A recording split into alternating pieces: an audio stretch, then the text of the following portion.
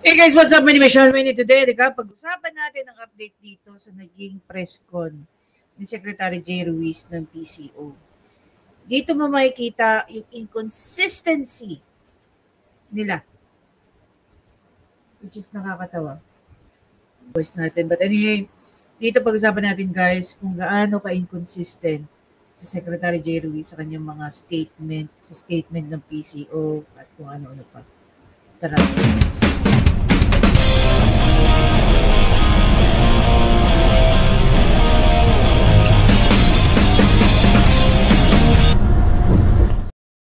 Ayun nga guys, no?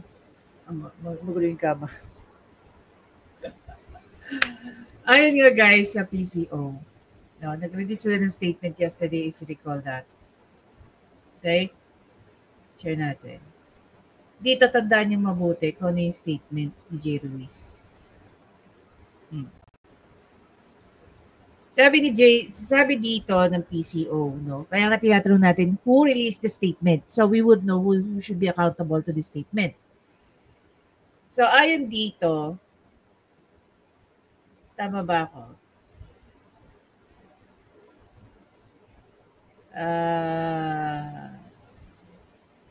Ang sabi dito, venture agreement due to his position as the head of its sales and marketing marketing. Okay, take note of that.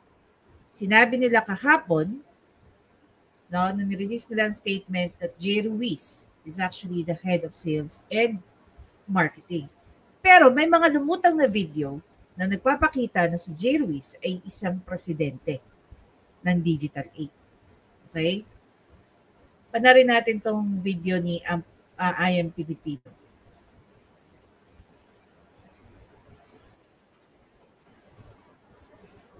Sa kabila ng mahabang paliwanag sa SEC, kung sino ang may-ari ng Digital 8. Sa kabila ng mahabang paliwanag ni sa SEC, kung sino ang may-ari ng Digital 8. Sa kabila ng mahabang paliwanag ni Acting Communications Secretary Jay Ruiz tungkol sa pagtanggi niyang isa siya sa mga may-ari ng Digital 8, ang kumpanyang nakasungkit ng mahigit 200 milyong pisong kontrata mula sa PCSO at Intercontinental Broadcasting Corporation or IBC noong Oktubre noong nakaraang taon, hindi niya direktang sinagot kung sino ang tunay na may-ari nito. Sa isang Palace press briefing, diretsahang tinanong si Ruiz. You vehemently deny ownership sa Digital 8. So who owns Digital 8 for the record? Ngunit sa halip na magbigay ng malinaw na sagot, ito lamang ang kanyang tugon. For the record, it's owned, well, I don't know if he wants to be dragged in this thing, in this issue. But you can check naman kung sino ang, sa SEC, kung sino ang may-ari ng Digital 8. Lalo pang umigting ang pagdududa ng sundan nito ng isa pang matapang na tanong. Is it someone, a former officer na involved sa isang crime? Pero muli, manggi si Ruiz na pangalanan ang tunay na may-ari ng kumpanya. Diba? Again, check na. Gusto nila magkaroon ng registration ng mga social media personality para makita daw at malaman kung sino yung mga tao behind those pen name, screen name, and so on and so forth. They are demanding transparency. But here you can see, under the PCO, do you see any transparency? Wala. Diba? Diretso tayo. Na lang po. Kung sino po yung may-ari.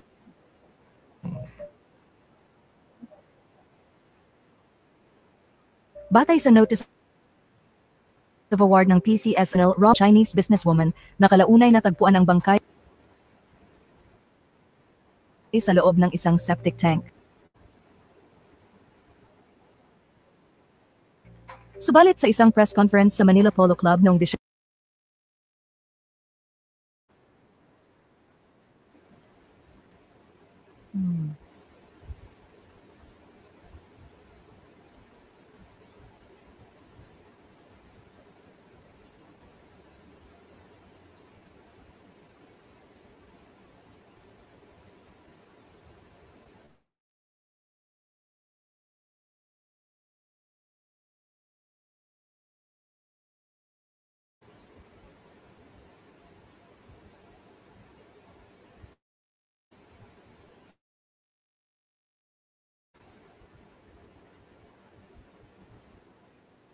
kung saan tinalakay ang panibagong kontrata ng Digital 8 para maiere sa IBC ang Lotto Draw, nakasaad sa event program na si Ruiz mismo ang Digital 8 president. Sa harap ng mga ebidensyang ito, Lumalakas ang hinala kung sino nga ba talaga ang may-ari ng Digital 8 at bakit tila pilit itong inililihim.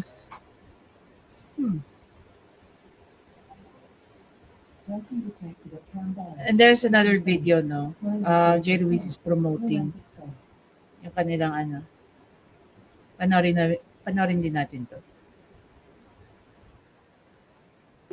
Yung content namin po sa DG8, puro mga influencers, sikat, magagaling, nakakatuwa, at nakakapagbigay ligaya, saya sa ating mga kababayan.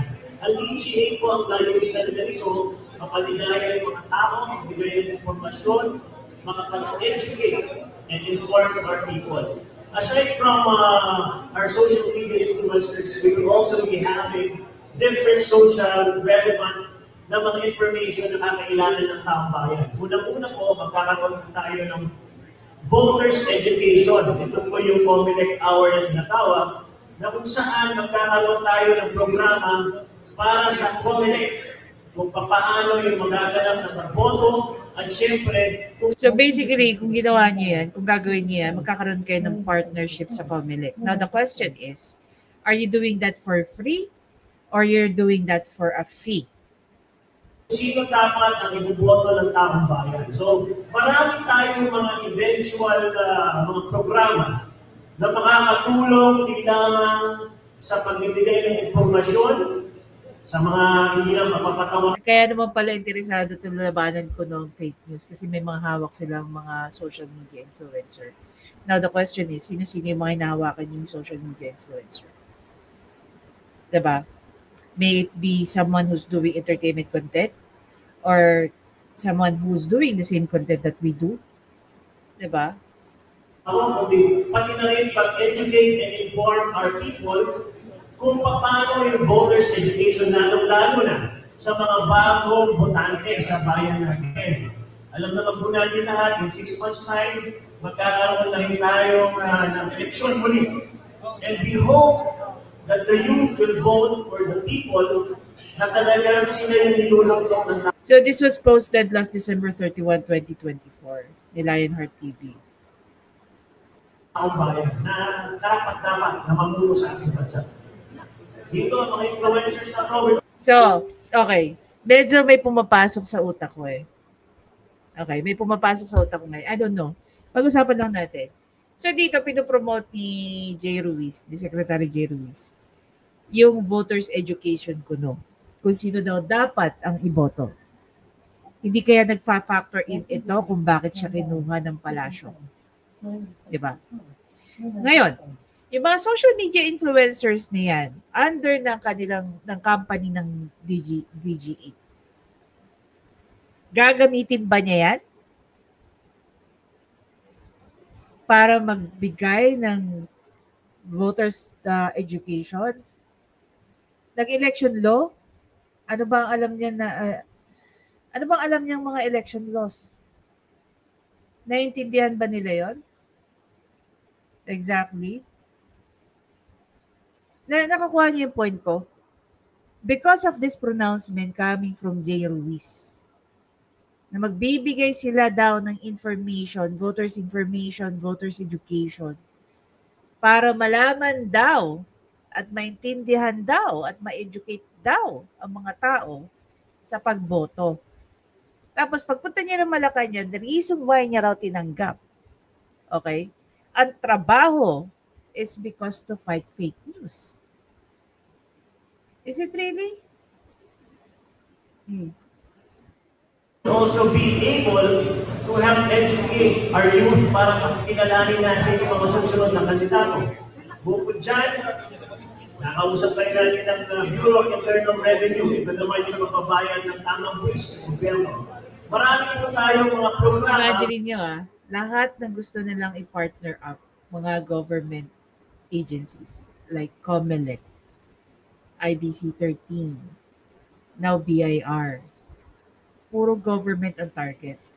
So bakit ka magugulat kung nagkaroon siya ng kontrata o nagkaroon ng Digital 8 ng kontrata with PCSO through IBC 13? Na makakasama natin ang iba't ibang ahensya ng gobyerno para malaman natin kung paano naman tayo humingi ng tulong. Katulad ng Philippine Charities Office Office. There you go. There you go. This video says it all. Siya yung nagsasalita dyan, ha? Ang mga target nila are government offices. Nakatubang na ngayon ng IBC 13 at ng DGA dito sa gaganapin na araw-araw na bola ng lota po sa ating bansa. So part po na Gen Network ay hindi lang po yung pamibigay ng bigay at saya, kundi pagbibigay ng tamang impormasyon sa araw-araw na panggawa. Meron po tayong vlogger tungkol sa kalusugan, health. Meron tayong vlogger tungkol sa mga bagong kainan. Tourism will also be included in the Gen Network, wherein we will show the best places na pwedeng ipagmalaki po dito sa ating bansa. Tignan nyo, no? How surprising. Ngayon, tinitira nila yung mga social media influencers, vloggers. Pero dito, gamit na gamit ang mga social media influencers at saka vloggers sa negosyo nila. Di ba? Meron tayong tourism vlogger, meron tayong bigayan na show na kung saan nagkakaroon na ng tulong, nakakatulong sa ating mga kababayan. So we hope na kayo po, yung mga followers ng ating mga iniidolong social media influencers ay magpapatuloy, magpo-crossover sa traditional media kasi po ito yung pinatawag na pagpapakasal ng traditional at social media. At inaasahan namin po Tapos inaatake nila ngayon yung mga social media personalities. sa mga susunod na araw ay tuloy-tuloy yung subaybayan ang Gen Network. Maraming salamat po sa inyo lahat. Okay, So, di ba parang nakakatawa? Jay Ruiz is the PCO secretary on one side. Jay Ruiz, as I don't know anymore kung presidente ba siya, as he is denying it, na sinabi niya siya lang daw ay head ng sales and marketing. Diba? So, nakita niyo naman, lahat yan, video, no? Ina-anchor natin yung pinag-uusapan natin sa kung ano lang nakikita natin and we're making comments about that. Ngayon, punta naman tayo dito sa drama part niya na shinare ni Fiscal Darwin galing sa The Manila Times.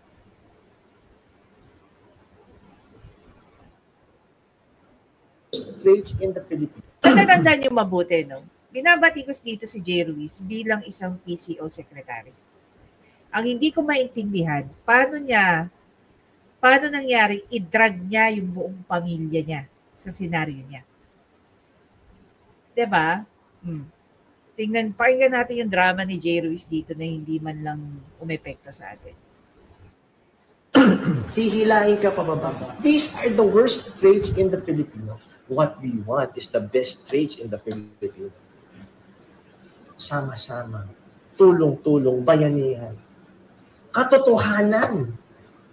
For someone to say this, where is the... Totoo ba?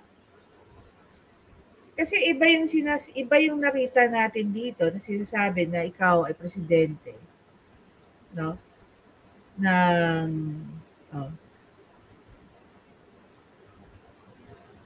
President.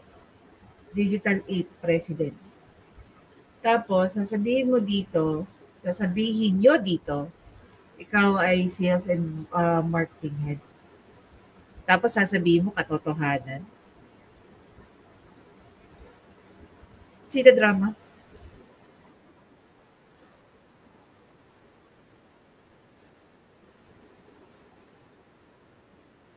May-ari ng Digital 8.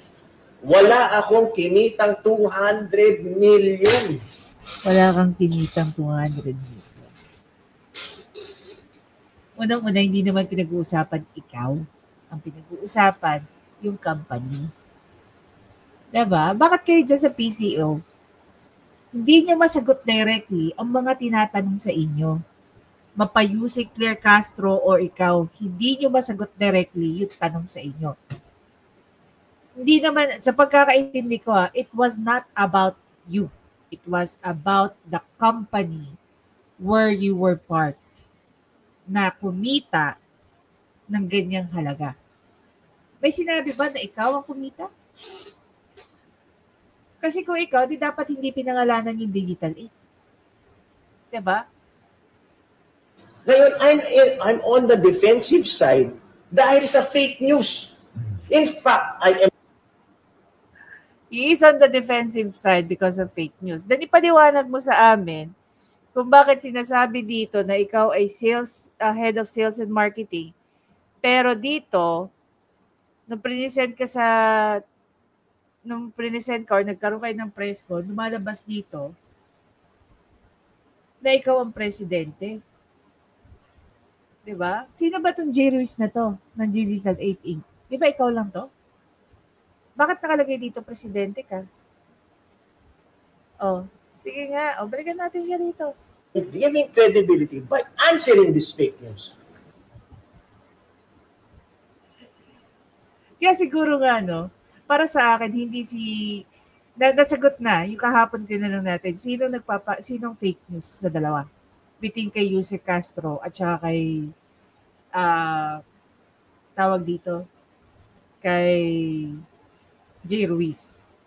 So malinaw na nasagot natin sinong nagbibigay ng maling impormasyon. Hindi si Yusek Castro.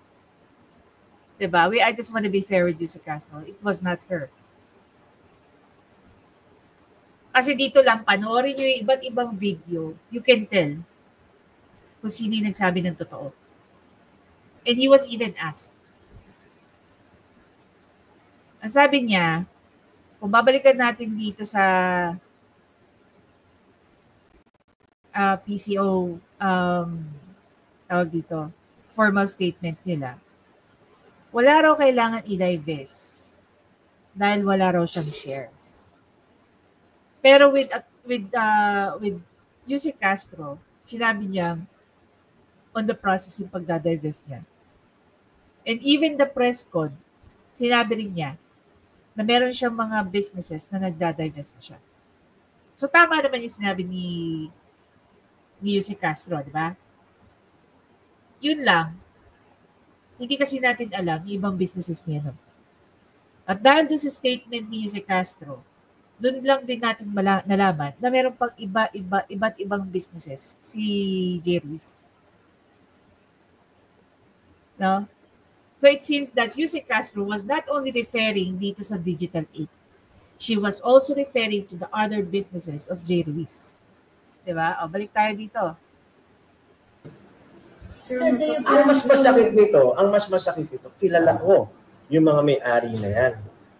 Si Hil Cabacuna, Ray Marfil. Si Hil nakasama ko sa House. Si Ray Marfil nakasama ko sa Senate. Pare, ano lang ba naman tawagan niyo ako? Bossing. But I think those people have issues with you. I think. Kasi if they are close with you, if you guys are friends, diba? And this is not on the personal level. Sabi nga ni Yusek Castro, trabaho lang, walang personalan. I think they're just doing their job. Diba? Oh. Ito telepono ko. Ayan o, dalawa. Oo, pag may meeting, dinalagay sa kinukuha. Boss, tawagan niyo ako. Boss, totoo ba to? O pare, totoo ba to? Walang ganun eh. It's basic in journalism. You get both sides. Saan ang balance doon? Yeah, we're getting your both sides, but we can we can tell that there's something wrong with you. You're very inconsistent. Where's the fairness in this? I was thinking of that last night. Really hard. Because I have to clear my name. This is not just my name. This is the name of my... Ito na yung nakakatawang part. This is the drama part. Kasi people are just talking about your position. People are talking about your business interests. And here you are, you're dragging your family na hindi naman pinag-uusapan ng tao. Ikaw na ngayon ang nagdadrag sa pamilya mo dito sa issue na to. You cannot even name the person who are the founder of Digital 8. Pero nagawa mong kalad ka rin ang pamilya mo rito mula sa nanay mo, sa mga anak mo. 'Di ba? Oh, sino bang may interes? I don't think sa sobrang nababasa ko ng mga bagay-bagay ng mga news, ng mga statement, hindi lang galing sa'yo, even sa mga kasama mo dyan sa PCO, yung sa mainstream media, nobody's dragging your family but you yourself. 'Di ba? My family. This is the name of my mother. This is the name of my sons. You want that recorded on the internet? Kasalanan mo. Naka-Wikipedia yan. Kasalanan mo yan. Huwag mong isisi sa taong bayan, kasalanan mo yan. Na kumita ako 200 illegally. What kind of accusation is that? Now, you put my sons in danger. You put my mom in. Ang inang yan. Sige nga guys, kaya tanungin ko, may nabasa ba kayo o napanood kayo na pinangalanan ng nanay niya, pinangalanan ng mga anak niya, or even ng mga asawa niya? We don't even know who your mother is. We don't even know who your kids are. Even yung asawa mo, hindi namin kilala. Hindi namin alam ang pangalan. Ikaw lang nagkakaladkad sa kanila dito sa issue mo na to na related sa trabaho mo. Danger. Pag may nangyari sa nanay ko, I will never forgive you. And I will never forgive myself. For Sorry, accepting I just want to be Diba? fair as well with the Secretary J. Ruiz. Meron ba kayo napanood o nakita? If you do, guys, kindly post that dito sa comment section natin. Na may nag-threat sa pamilya niya, may nag-threat sa mga anak niya tungkol dito sa trabaho, sa issue na kinakaharap niya. Dito ako nairita eh. 'Di ba? Oh, ikaw na ngayon na naging biktima, kaya tumitawag sa'yo, masyado ka nagmamalinis, Secretary J. Ruiz. Ulitin natin, so far wala pa po ako nakikita na kahit anong write-up or video na kinaladkad ang pamilya ni J. Ruiz. Siya lang ang gumagawa niyan so far sa nakikita ko, ha? I'm just trying to do my best as a Filipino at 50 years old. You know what? You sound like you're so laos. This is my last hurrah. I still believe that we can change. For the better. Ikaw ba? Are you better than anyone? I still believe that we can influence. Kaya pang baguhin ang Pilipinas. Huwag tayong talangka. Huwag tayong magsiraan. Sama-sama tayo. Walang ganyan ang tao eh. Pali. Hindi kilabutan Yan. mo dito sa sinasabi ni Secretary Ruiz. Whatever he's saying, I'm not buying it. Mali yan. And to think that I thought they were my friends.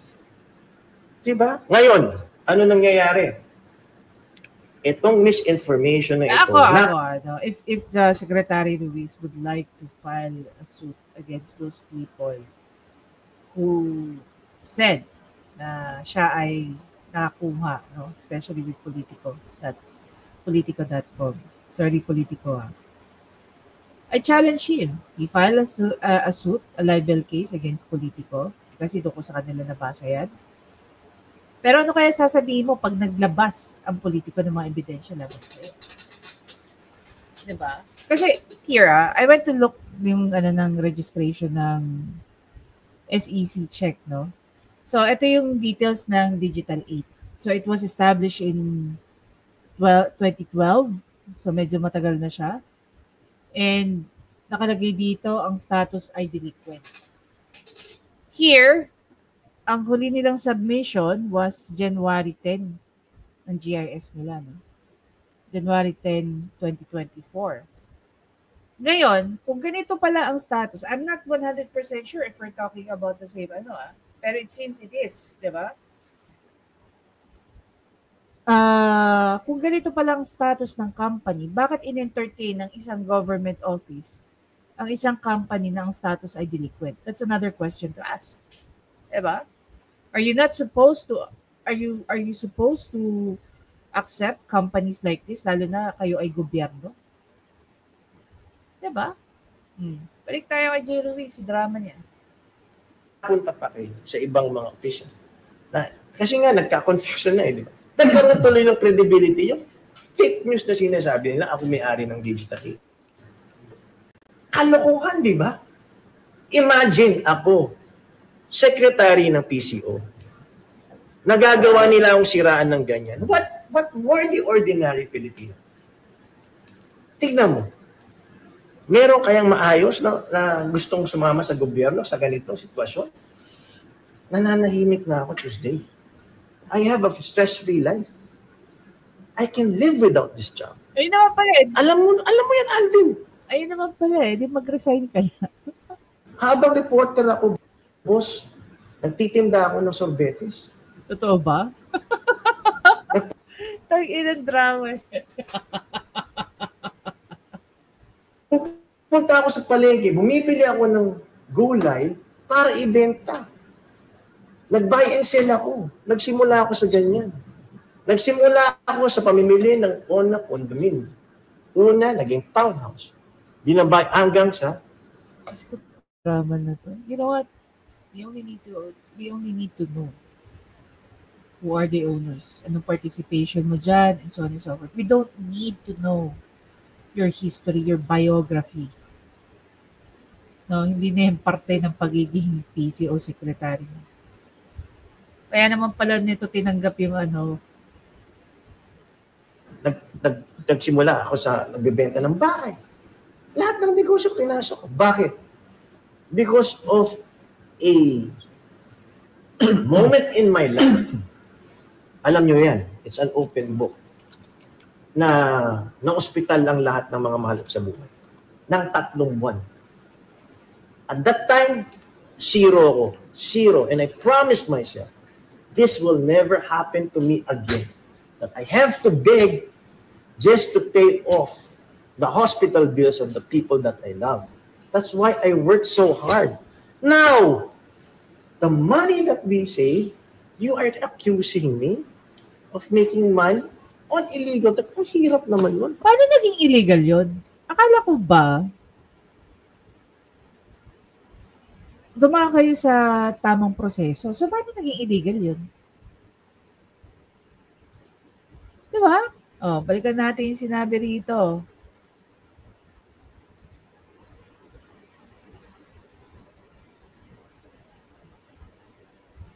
The JV won the contract through competitive public bidding in October 2024 in full compliance with all the rules, regulations, and laws pertaining to public bidding. So, bakit sinasabi ngayon ni J. Ruiz na illegal? Diba? Oh. Kaya nagsabi dyan sa statement nyo eh. Dumaan kayo sa tamang proseso. Ba't ngayon kiniklaim ni J. Ruiz? Oh, bigyan natin. The money that we save, you are accusing me of making money on illegal. Ang hirap naman. Saang parte na claim na illegal mong kinuha yan? See? The drama of J. Ruiz. Yun, pare. Ilalaban natin to. Hindi tayo magpapataig sa fake.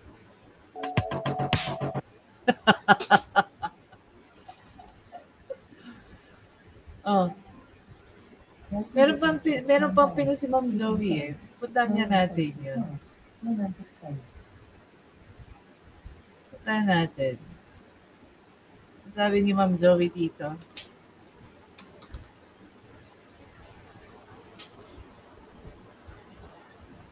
Ma'am Zoe. Oh, napakaikli lang nito guys.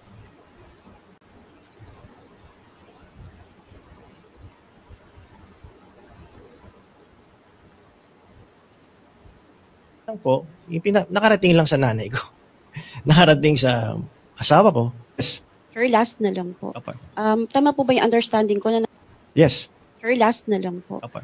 Tama po ba yung understanding ko na nakarating na po kay Presidente yung issue? Hindi naman. Kasi hindi naman. Tatandaan nyo guys ha. If you're a secretary, if you're a cabinet secretary of the President, you are, and you should know this, no, I expect you to know this, Secretary J. Ruiz. You are the alter ego of the President. So bakit hindi ito alam ni Bongit? Di ba dapat he is the first one to know? Ang sabi sa'yo niya, no, ni Ma'am Joey, hindi nga siya maintindihan hindi nga niya maintindihan ang conflict of interest. Ayon kay Ma'am Joey, I'm beginning to understand why probably a lot of his colleagues do not like him. Hindi niya talaga alam ang ibig sabihin ng propriety, kaya hindi ma-handle ang conflict of interest issue. Ganito yan, Jay. Di naman pala ito issues ng Malacanang, pero ginagamit mo ang venue na ito para explain ang sarili mo, para protektahan ang feelings ng pamilya mo. Hindi ko sinasabi na wag mong protektahan ang feelings ng pamilya mo. Just do it in the proper venue. Wag sa public, wag yung walang public resource na involved. It is your personal issue. Resolve it without abusing government resources. You cannot allow Auntie Claire to correct herself doon sa nauna niyang sinabi. You could have set up a press conference na hindi gamit ang pulpito ng PCO secretary and appear as J. Ruiz, the family man. After all, your goal is very personal. Ayaw mo rin naman magbigay ng komprehensibong paliwanag. Pero bigla na lang, ikaw nag-appear sa Malacanang press corps. At ikaw na ngayon ang pinakamalinis na tao sa balat ng lupa kung makapagsalita ka. Paalala ko lang sa iyo, J. Ruiz, the worst kind of people ay yung mga bait-baitan pero siya yung palang malakas man lamang. Yan ang pinaka-nakakainis, kinakainisan ng mga Pilipino at yan ang vibes na nakikita ko ng manonood sa ito rin. Yeah. Oh. Hindi naman nakarating doon. Diba? So, parang nagbumukhang tanga rin yung si Bongit dahil hindi niya alam yung mga issues mo. Taong bayan lang nagkakalkal o nakakaalam ng mga issues mo. Diba? Do you really expect that you will be what? You will not be scrutinized by people? Ito lang po, yung nakarating lang sa... So basically, isa nga sa gustong tanungin, ano ang basis na Malacanang to pick you as the new PCO secretary? You and Yusek Claire are both a mess. Nanay ko. Nakarating sa asawa ko at nakarating sa anak ko. Yun yung mahalaga. Ay, hindi. Hindi mahalaga kay Bongit, no? Yung malaman niya na ang kanyang alter ego ay may mga baggage. Yun ba yun? Hindi mahalaga kay Secretary J. Ruiz na alam po na ng presidente kung ano ang mga baggage niya. Di ba dapat siya ang unang makaalam? Because ikaw ay kumakatawan bilang kanyang alter ego. Kawawa naman si Bangang Jr. Pinagtataguan. Yung ba yung gusto mong isipin namin? Di ba hindi?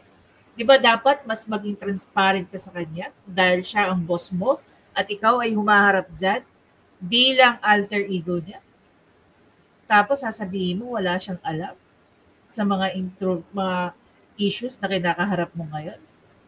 Kaya ginagawa ko to para sa kanila. I owe it to them. O di tama nga yung sinasabi ni Ma'am Joey dito. The reason why you're doing your press con is because of your personal reason, not because of your position. Diba? Oh, sabi ni Bangang Jr., he's going to hire the best of the best and this is the best one for you? To explain. Yes. Well, tama rin lang naman, Sabi ko nga, bakit hindi nga si J. Ruiz ang mag-explain tungkol dyan? Pero for him, to put his family on the line is not a big, it's like a shitty thing for me. You know? Kasi unang-una, you're not representing your family while you stand there. You are representing the President of the Philippines. Diba? Now you can see how shitty this is. Ako lang ba nakakapansin doon? Pati rin kayo. Anyway guys, please feel free to comment kung ano masasabi nyo rito. Kung gaano ka-inconsistent si J. Ruiz sa kanyang mga statement at sa mga nakikita natin online. Okay? Apart from that, tama ba na gamitin niya ang stante na yan para lang sa kanyang personal na, personal reason? At tama rin ba na hindi niya muna ipinaalam kay Bongit, no, kay Bangag Jr., yung mga luggage niya? Iba dapat, para sa akin, yun ang unang-unang dapat nakakaalam. Dahil hindi naman siya nakatayo dyan, dahil siya ay padre de pamilya. Nakatayo siya dyan bilang alter ego ng presidente. The drama is just so shitty for me.